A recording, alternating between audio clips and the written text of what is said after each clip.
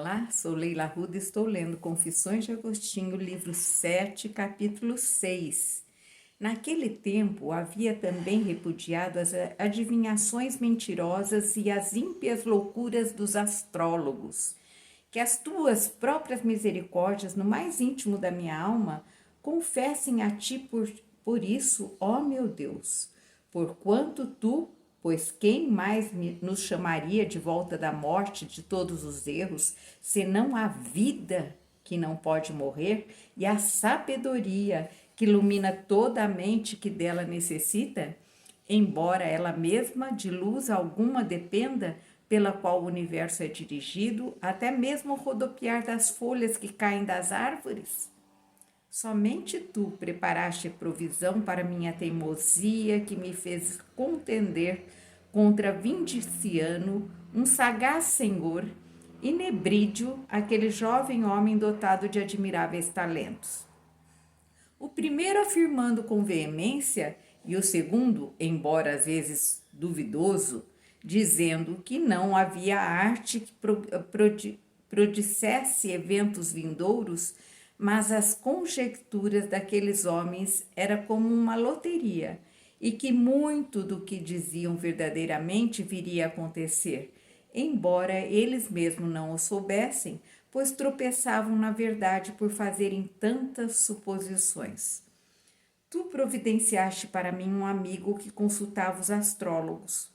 Não era ainda habilidoso naquelas artes, mas os consultava por curiosidade e tinha algum conhecimento sobre elas, o qual dizia ter adquirido do seu pai.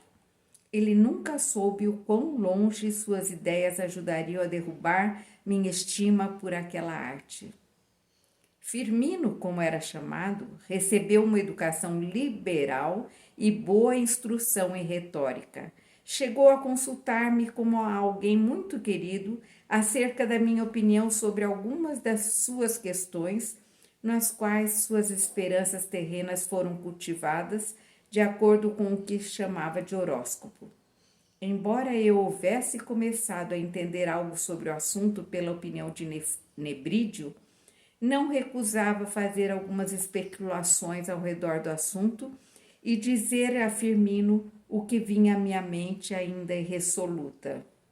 No entanto, acrescentei que estava quase convencido de que aquelas não eram nada além de loucuras ridículas e vazias. Logo, ele me contou que seu pai fora um curioso leitor de livros do assunto e que possuía um amigo tão interessado na questão quanto ele.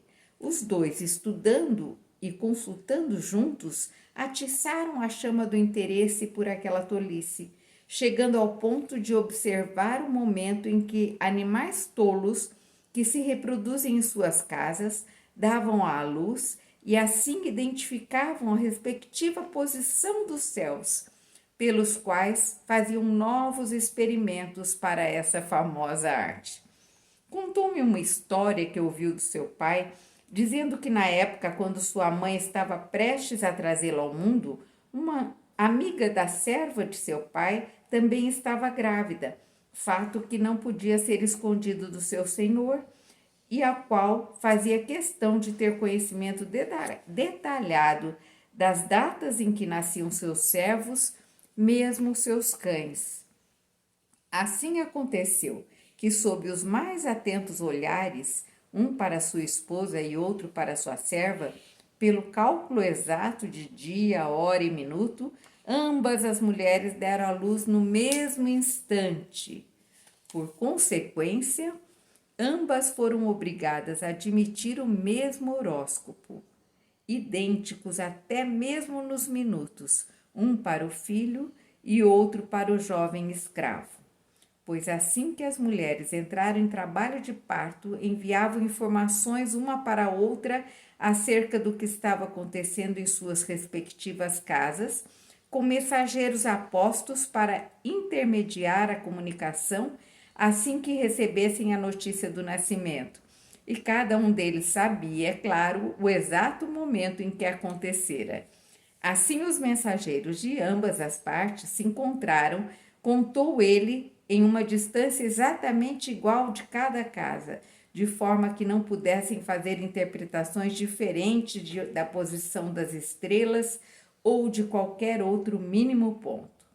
Ainda assim, Firmino nasceu em um nível elevado na casa de seus pais, seguiu um curso pelos caminhos dourados da vida, tornou-se ainda mais rico e acumulou honras, enquanto o escravo permaneceu sob o domínio dos seus senhores, sem nenhum descanso de seu jugo, como disse Firmino, que o conhecia.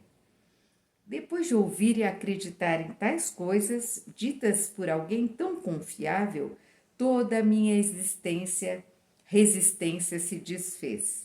Primeiro, esforcei-me para reaver Firmino de sua curiosidade, dizendo a ele que ao examinar seu horóscopo eu veria, se pudesse prever com exatidão, pais eminentes dentro dos seus vizinhos, uma família nobre na própria cidade, uma origem respeitada e boa educação liberal. Entretanto, se aquele escravo me consultasse acerca do seu horóscopo idêntico ao seu, eu veria, para ser sincero, uma linhagem miserável em condição de escravidão e diversas outras coisas completamente diferentes da primeira previsão. Partindo do mesmo horóscopo, portanto, poderiam ser feitas análises diferentes com o intuito de dizer a verdade, ou poderiam ser feitas afirmações falsas ao realizar leituras idênticas. Portanto, se acontecesse com exatidão qualquer consideração feita com base no horóscopo, revelando este a verdade, não fora revelação feita por meio da arte, mas por meio da possibilidade. E qualquer afirmação falsa não seria atribuída ao que a arte desconhece, mas à falha da possibilidade. Um feixe de luz brilhou em meio à minha escuridão e passei a refletir acerca de outras implicações relacionadas à questão, supondo que um daqueles tolos que exerciam tal profissão e a quem eu desejava atacar e combater com desprezo, me advertisse que Firmino ou seu pai não fora acurado em seu relato.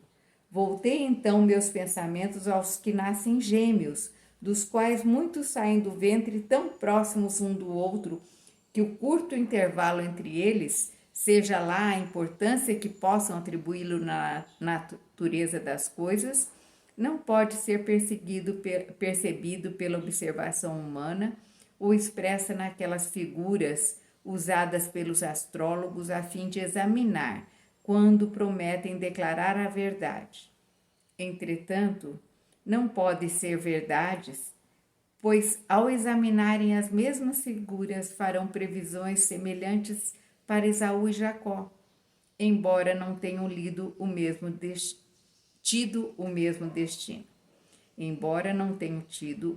destino. Portanto, falaria falsamente, ou se falasse a verdade ao olhar as mesmas figuras, não daria a mesma resposta para ambas as previsões. Logo, não por meio da arte, mas por meio da possibilidade, poderia dizer a verdade.